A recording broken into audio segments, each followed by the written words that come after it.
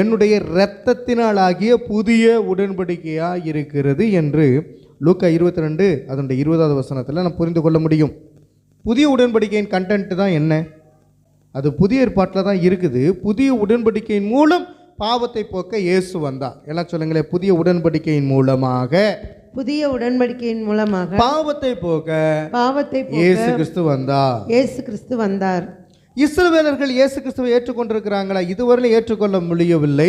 இயேசுவை இரட்சகராகவே அவர்கள் அங்கீகரிக்கவில்லை. அதனால தான் இன்னைக்கும் அவர்கள் பிரச்சனைகளோடு காணப்பட்டு கொண்டிருக்கிறார்கள். ஏன்னா இயேசு கிறிஸ்து சண்டை ஒழிக்கிறதுக்காண்டி வந்தார். மாம்சத்தின்படி நடக்கிறதுனால தான் சண்டை வந்து கொண்டிருக்கிறது. ஏன்னா அவங்க மாம்ச இஸ்ரவேலர்களாக இருக்கிறார்கள். தேர்ந்தெடுக்கப்பட்ட நாம் எப்படிப்பட்டவர்கள்? நாம் தான் உடன்படிக்கையை கைக்கொள்ள வேண்டும். உடன்படிக்கையை ஏற்படுத்தினார். அந்த உடன்படிக்கையை இஸ்ரவேலர்கள், மாம்ச இஸ்ரவேலர்கள் கைக்கொள்ளவில்லை. புறஜாதிகளுக்கு பிரகாசிக்கிற ஒளியாக ஆண்டவராக இயேசு கிறிஸ்து வந்தார். இப்போ உடன்படிக்கையை நம்ம மேலே என்ன பண்ண ஆண்டவர் கொடுத்திருக்கிறார்? நாம் தான் உடன்படிக்கையை கைக்கொள்ள வேண்டும். யாருக்கு இடையே உள்ள உடன்படிக்கை? வேதாகமம். சொல்லுங்க. தேவனுக்கும் மனிதனுக்கும். தேவனின் சித்தம் செய்பவரே பரலோக ராஜ்யத்திற்கும் செல்ல முடியும். தேவனுடைய ராஜ்யம் என்ன சொல்லுகிறதோ அதன்படி செய்தால் மாத்திரமே பரலோகத்துக்கு நம்ம போக முடியும். அல்லேலூயா. இப்போ என் மகன் இருக்கிறான். என் மகன்கிட்ட சொல்கிறேன், சர்ச்சை ஆராதனை நடக்க போகுது, எல்லாம் சேர்லாம் ஒழுங்குபடுத்திக்க, கீபோர்டெல்லாம் தொடச்சி வை அப்படின்னு நான் சொல்கிறேன். ஏதோ ஒரு இன்ஸ்ட்ரக்ஷன் கொடுக்குறேன். அதெல்லாம் செய்யும் போது அவன் கீழ்ப்படுகிறான். அப்போ என் பிள்ளை எனக்கு கீழ்ப்படுகிறது. அல்லே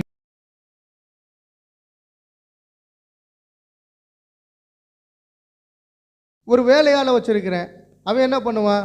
வேலை செய்வான். ஆனால் மகனை போல இருக்க முடியாது. இப்போ மகனுக்கும் யாரோ ஒருத்தரை வேலைக்கு வைக்கிறதுக்கு வித்தியாசம் இருக்கா இல்லையா? ஆண்டவர் தீர்க்கதரிசிகளை ஏற்படுத்தினார். ஆனால் யாருமே அதுக்கு கீழ்ப்படியலை. ஆனால் மகனே வந்தார் பாருங்க. ஏன்னா அவருக்கு தான் தெரியும், அவர் தான் ஜீவனை கொடுக்க முடியும். என் மகனுக்கும் ஒரு வேலையால் வச்சிருந்தேன்னா அந்த வேலையாளுக்கு டிஃப்ரெண்ட் இருக்கா இல்லையா? மகன் வந்து உரிமையை கொண்டாட முடியும். ஆனால் வேலையாள் உரிமை கொண்டாட முடியுமா? கொண்டாட முடியாது. எனவே உடன்படிக்கை எப்படிப்பட்டது அப்படின்னு பார்க்கும்போது அது வேலைக்காரனுக்குரியதல்ல. உடன்படிக்கை அது மகனுக்குரியது. பிள்ளை சொத்துக்களை அனுபவிக்கலாம். அல்லேலூயா. இப்போ ஆவிக்குரிய இஸ்ரவேலர்களாய் யார் இருக்கிறோம்னா நம்ம தான் இருக்கிறோம். எல்லாம் சொல்லுங்களேன். நான் ஆவிக்குரிய இஸ்ரவேலராய் இருக்கிறேன். ஆவிக்குரிய இஸ்ரவேலராய். நான் மாம்சத்துக்குரிய இஸ்ரவேல் அல்ல. நான் மாம்சத்திற்குரிய இஸ்ரவேல் அல்ல. மாம்சத்திற்குரியவர்கள் என்ன பண்ணுவாங்கன்னா சண்டை போட்டுக்கிட்டே கிடப்பாங்க. இன்னைக்கு உலகத்தில் சண்டை நடந்துக்கிட்டு இருக்கு. இஸ்ரவேலர்கள் தேசத்தில் சண்டை நடந்துக்கிட்டு இருக்கு. ஆவிக்குரிய இஸ்ரவேலர்களாக இருக்கிற நாம் மாம்சத்தின் பிரகாரம் நடக்க மாட்டோம். ஆவிக்குரியவன் ஆவிக்குரிய பிரகாரமே நடப்பார்கள். எனவே வேதாகமம் யாருக்கு இடையே உள்ள உடன்படிக்கை என்றால் ஆவிக்குரிய இஸ்ரவேலர்களாகிய நமக்குரிய உடன்படிக்கை. அது மாம்சத்துக்குரியவர்களுடைய உடன்படிக்கை கிடையாது. உதாரணம், வெளிப்படுத்தின விசேஷத்தில் 7 தலை 10 கொம்பு. அதனுடைய அர்த்தம் என்ன? நம்மளால் கரெக்டாக சொல்லிட முடியுமா? அதை புரிந்து கொள்ள முடியாது. அதை புரிந்து கொள்வதற்கு வேத வசனத்தை ஆராய்ந்து பார்க்கணும். தவறான அர்த்தத்தை கொடுத்து விடக்கூடாது. தேவனுடைய வார்த்தையை கூட்டவும் கூடாது, குறைக்கவும் கூடாது என்று வேத வசனம் சொல்கிறது. வெளிப்படுத்தின விசேஷம் 22ஆம் அதிகாரம் 18 - 29 முடிய உள்ள வசனங்களில் இந்த புஸ்தகத்தில் உள்ளவைகளை மாற்றி பிரசங்கித்தால் வாதை உண்டாகும் என்கிற காரியத்தை உள்ளே பார்க்க முடியும். லூக்கா 18ஆம் அதிகாரம் 8வது வசனத்தில் முழுமையான விசுவாசம் இயேசு வரும்போது இருக்காதான். அருமையானவர்களே, விசுவாசத்தை காண்பேனோ என்று ஆண்டவராய் இயேசு கிறிஸ்து சொல்லி வைத்திருக்கிறார். ஏன்னா நடக்கிற சம்பவங்களை பார்க்கும் பொழுது விசுவாசம் குறைவுபட்டதாக இருக்கிறது. புதிய உடன்படிக்கை எப்படிப்பட்டதுன்னா விசுவாசத்திலே வளர்ந்து நாம் பெருக வேண்டும். ஏன்னா தேவன் நம்மோடு கூட உடன்படிக்கையை ஏற்படுத்தியிருக்கிறார். அந்த உடன்படிக்கையை நாம் வைத்துக்கொள்ள முடியும். அந்த உடன்படிக்கையை நாம் கைக்கொள்ள வேண்டும். எபிரேயர் 8ஆம் அதிகாரம் அதனுடைய 10வது வசனத்தை எடுத்துக்கொள்ளுங்களேன். வேதம் யாருக்கு இடையே உள்ள உடன்படிக்கை என்பதை நாம் புரிந்து கொள்வதற்கு இந்த வசனம் நமக்கு ஏற்புடையதாய் காணப்படுகிறது. அந்த நாட்களுக்கு பின்பு நான் இஸ்ரவேல் குடும்பத்தாரோடே பண்ணும் உடன்படிக்கையாவது என்னுடைய பிரமாணங்களை அவர்களுடைய மனதிலே வைத்து அவர்களுடைய இருதயங்களிலே அவைகளை எழுதுவேன். நான் அவர்கள் தேவனாய் இருப்பேன், அவர்கள் என் ஜனமாய் இருப்பார்கள். நான் அவர்கள் தேவனாய் இருப்பேன், அவர்கள் என் ஜனமாய் இருப்பார்கள். அப்போ ஆண்டவர் எப்படிப்பட்டவர்னா வேலைக்காரனை போல நம்மளை பார்க்கல, அடிமையை போல பார்க்கல, பிள்ளையாய் பார்க்கிறார். மெய்யான அர்த்தத்தை அறிவதன் மூலம்தான் புரிந்து கொள்ள முடியும். இருதயத்தில் எதை எழுத வேண்டுமா? வசனத்தை. லூக்கா 18 அதனுடைய 8வது வசனத்தில் சீக்கிரத்திலே அவர்களுக்கு நியாயம் செய்வார் என்று உங்களுக்கு சொல்லுகிறேன். ஆகிலும் மனுஷகுமாரன் வரும்போது பூமியிலே விசுவாசத்தை காண்பாரோ என்றார். புதிய உடன்படிக்கை எப்படிப்பட்டதுன்னா முறிந்து போகாதது. விசுவாசம் உள்ளவர்களாய் தான் நாம் இருக்க வேண்டும், கீழ்ப்படிதலின் பிள்ளைகளாய் தான் நாம் இருக்க வேண்டும். அந்த வசனத்தை வாசிக்கலாம். சீக்கிரத்திலே அவர்களுக்கு நியாயம் செய்வார் என்று உங்களுக்கு சொல்லுகிறேன்.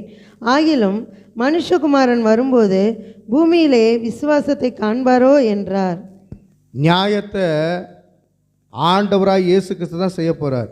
விசுவாசம் இல்லாதவனை தூக்கி வெளியில் போட்டுருவார். விசுவாசிக்கிறவர்கள் தான் தேவனுடைய ராஜ்யத்தை சுதந்திரித்து கொள்ள முடியும் என்பதை இங்கே நாம் புரிந்து கொள்ள முடியும்.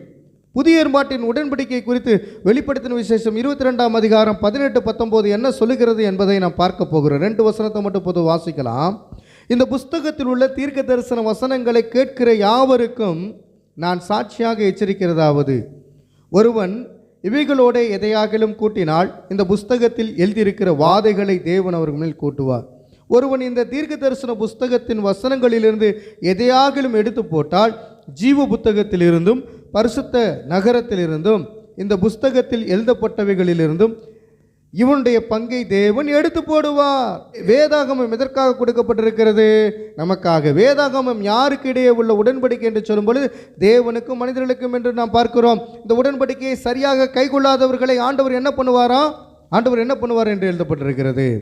இந்த புஸ்தகத்தில் எழுதப்பட்டவைகளின் நிமித்தம் அவனுடைய பங்கை தேவன் எடுத்து போடுவார். ஏன்னா அவன் ஜீவ புஸ்தகத்தில் எழுதப்படாதவன், தீர்க்க தரிசன வசனங்களின்படி வாழாதவன். இப்போ நாம் புதிய ஏற்பாட்டின் காலத்தில் இருக்கிறோம். புதிய ஏற்பாட்டினுடைய உடன்படிக்கையை நாம் நினைவுபடுத்தி பார்க்க வேண்டும். ஆதாமின் உடன்படிக்கை, ஆபிரகாமுடைய உடன்படிக்கை, இதெல்லாம் எழுதப்பட்டவை கிடையாது.